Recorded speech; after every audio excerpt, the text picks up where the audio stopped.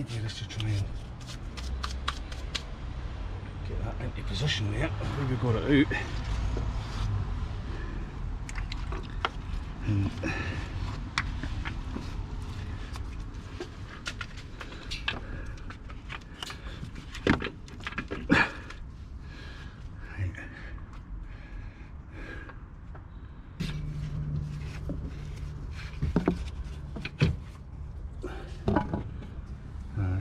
let's see. So that's alternator there.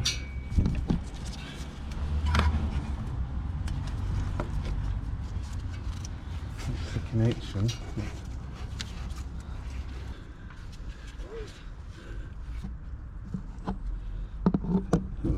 Look there. I'm actually putting it in front of myself.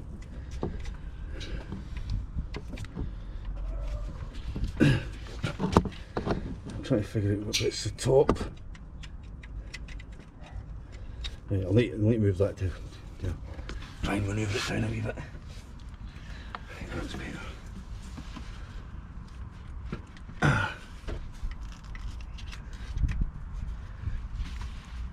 Right, that's the top cable in.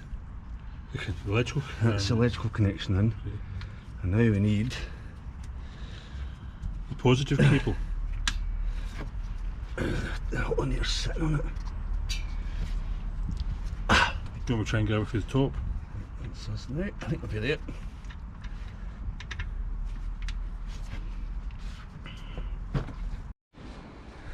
So that's us got the alternator on.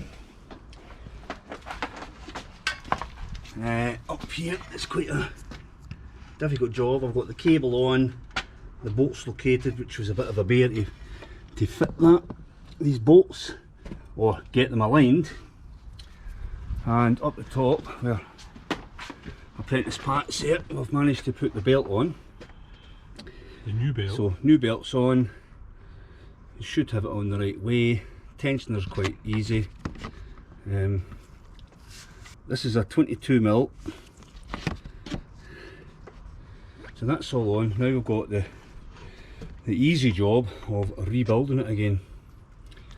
And we'll just carry on and putting it all back together and see how we go with that. But possibly one of the most awkward, difficult jobs we've done on this car, or any Range Rover. As a matter of fact, it's not so much a difficult job, it's just awkward. And on the manual it's telling you to take this pipe off and the other pipe off, which you kind of get to anyway. You don't really need to do that, you just need to take the fan off, get the bolts out, and it'll come out through here, this space. Steering rack. So we've got the rest of it done. Put it back together. You just grab that end part. So I'm going to try and fit it. Just look gently now, don't let it. Wait a minute. Just watch these tubes here, what's that there? It's right over, yeah. Look. Let's see that. Get your hand away. See that there? That goes at the front, that goes in front of it. So there, I'll try and hold this at the road then. You've got this side. Needs to go towards you. I suppose you've got a bit of cardboard in there. Ah, it's quite Is this bit, what about this bit here, is that catching anything, or is that alright? No, that's fine. I think we're probably now having to pull the cooler out down the bottom. Oh aye, aye.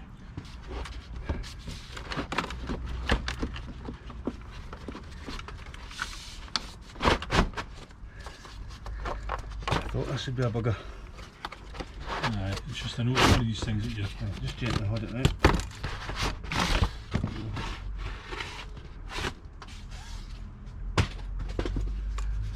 just try and...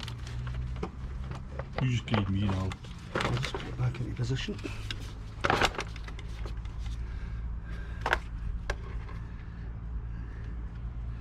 That's fine. That's me. You see that? We'll just... So that's the air conditioning bracket pipe.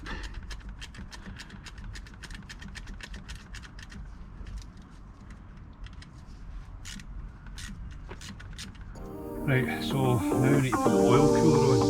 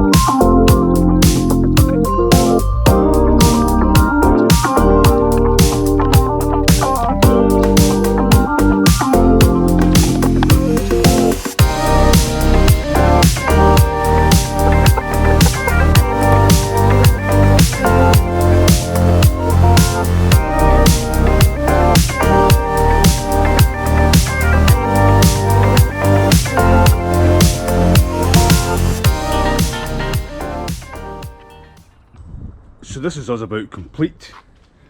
We've got everything at the top end back on, both gearboxes.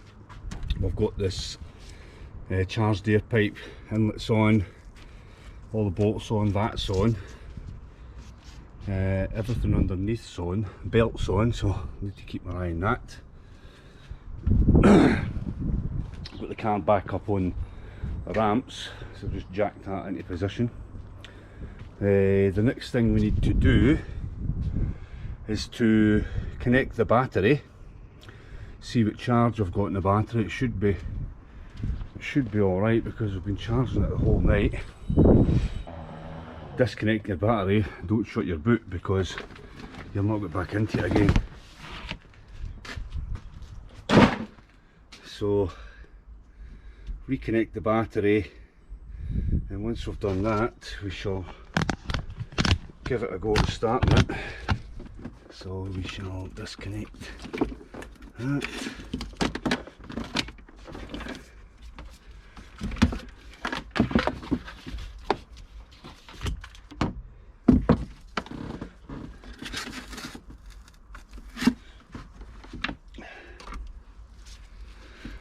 So 12.66 volts.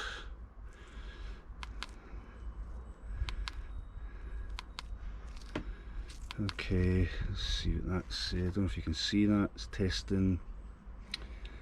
I should have enough power to start it. So it's saying good, 880 cranking amps, so it's got a good charge on it. That should start it. Once we get the battery started, the battery connected, shall I say.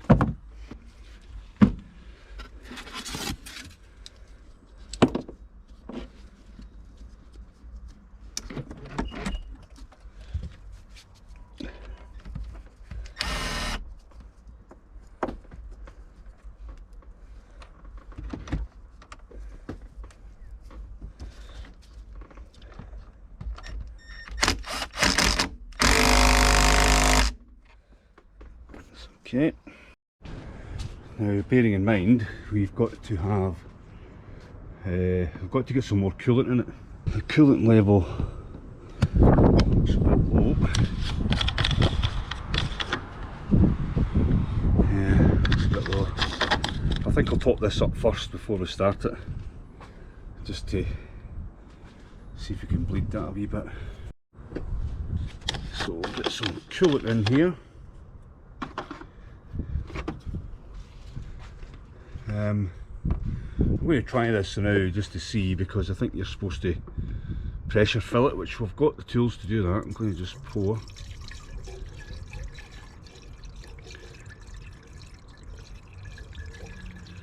Yeah, I've got the tool to put the coolant in under pressure. I just wanted to top that up. Yeah, so can't really see, it's just probably about the max here.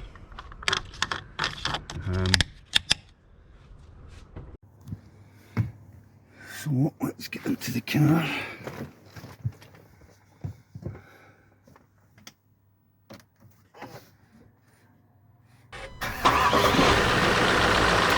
Well, started. Let's just check the belt.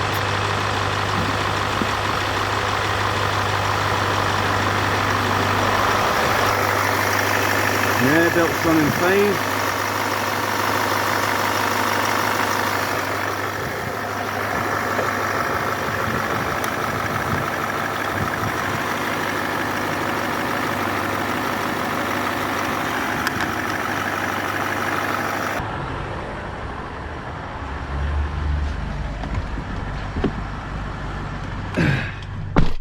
This is us reading the faults. It came up with a gearbox fault there. So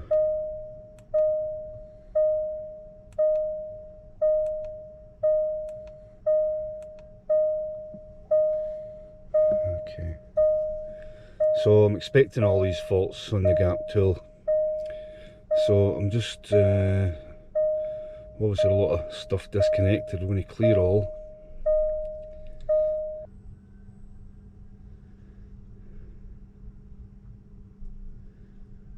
You can only see my usual 3 in the background there that I have. Oh, there's more, there's more. Okay, I think that'll be the exhaust gas recirculation terrain fault. Okay, let's try and start again. And what I've done there, I just didn't catch it in camera, I put it into reverse to try and let's come up with this gearbox fault. Right, I'm going to now shut the boot.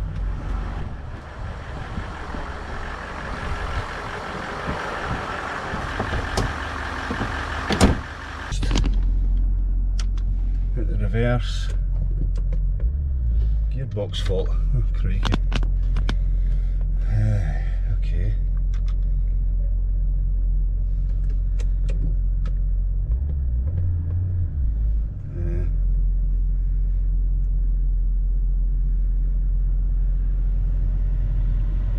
It's a strange one.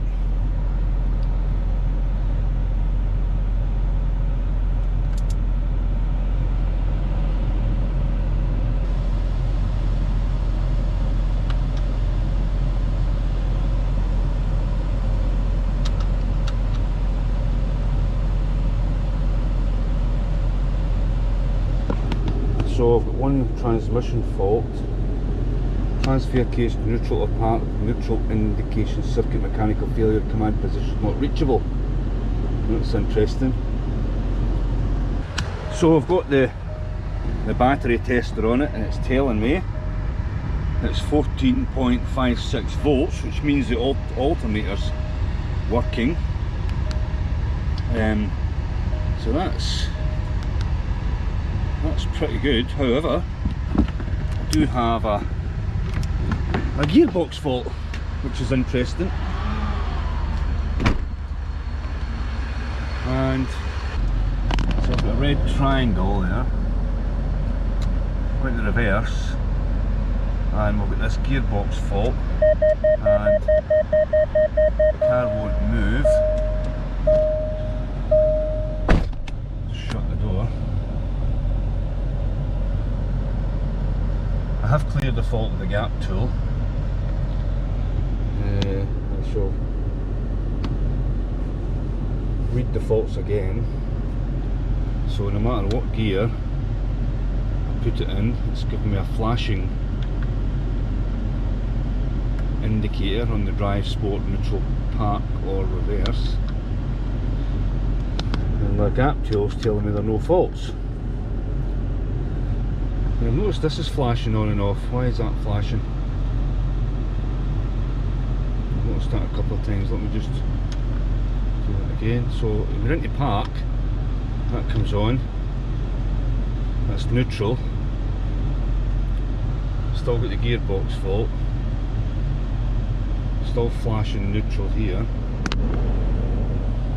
flashing on the screen. So that's me to drive. I noticed the screen here's flashing. Still got that fault.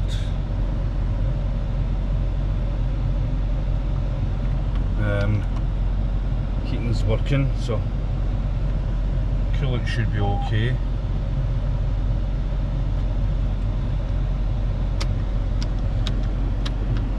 arc. The P doesn't flash. That flashed there, if you've seen that. Try that again. Reverse camera's coming on. Gearbox fault. What have we got here? Lost communication with front controls interface B. Chassis control module. Invalid data received from transmission control module. That's interesting. So I'm just trying to think about what else have I disconnected in the engine that would cause that, except for the battery. Now the battery has been disconnected for probably 2 days, maybe more. So I've now got back to these faults here. Now I know there's a camera fault. These other three are always there. There's been no fault on here.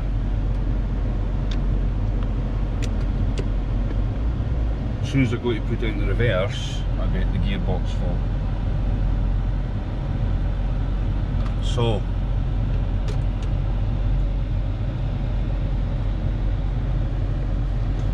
I have no idea what to do now, except go and have a cup of coffee and think about it.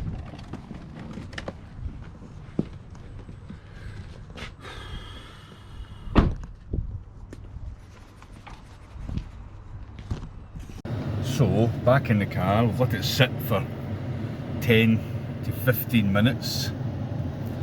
Everything's running. We're now not getting the flashing light, and we're able to move. Forward. Back. The red triangle's away. Everything's functioning normally. We've got 14.65 volts, I think. Interesting, a wee bit of a panic there about that gearbox fault. But I'm just putting that down to a battery discharge, or the battery disconnection for a few days. So it seems to be working fine. So now I just want to check the coolant and maybe let that bleed a wee bit. So the coolant level looks fine. I'm just going to let it run with this cap off. Hopefully bleed that. And maybe undo that screw there, just to let any air come out, which you can see coming in here. The overflow. Car's running fine. Belts there, and we've got the writing facing this the correct way, which is good. Probably one of the most difficult awkward jobs we have ever done on this car is the alternator is stuck right down there, practically as far as you've got to go to get that. Really difficult to get out. You've got to take the fan out. You can get it out through here. You need to get in from this side at the bottom, and hopefully this video will show you how we managed to do that. Well guys, that's us finished. A bit of a marathon job replacing the alternator on this L405. Everything seems to be functioning the way it should be functioning. We did have a bit of an error on the gearbox, but I think that was just due to the battery being disconnected for a period of time. But yes, so the alternator is now installed. We're putting out about 14.5 volts, which is great. So it was the alternator. We did check all the air straps in the car. They all seem to be fine. And that's us for this video. Thanks for watching, and I'll see you on the next one. Bye for now.